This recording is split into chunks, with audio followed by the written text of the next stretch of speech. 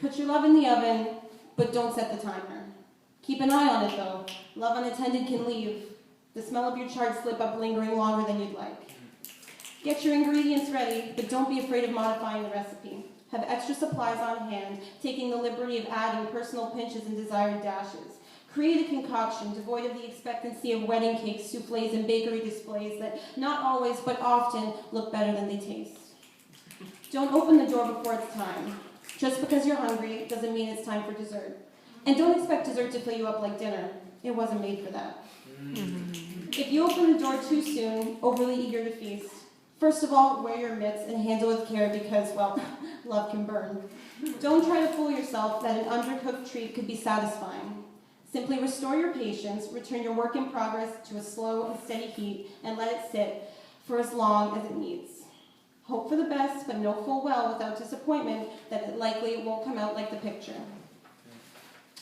As aromas announce the approaching readiness of your intended incarnation, there still exists the gamble that your batter has not cooked through. Sometimes recipe writers and bakers alike are overambitious with their anticipated timelines. Don't forget, most ovens heat differently. And while some tentatively use toothpicks and others use knives, it's no fool's errand to check upon the preparedness of your project. Just do so gently. A word for the too cautious cooks. Do not, in fearing a lack of perceptible perfection, leave your love to swelter too long. It has to come out sometime.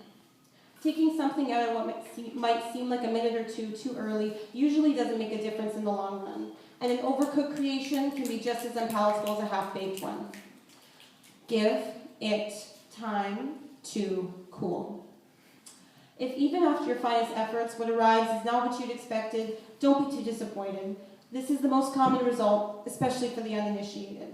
You will have to start over, but not always from the same spot. The mixing of dry foundational ingredients may go faster with practice, for example.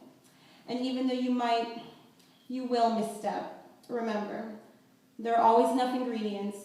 Be sure to sneak a taste along the way. And cleaning up the kitchen is needed if you want to eat in peace.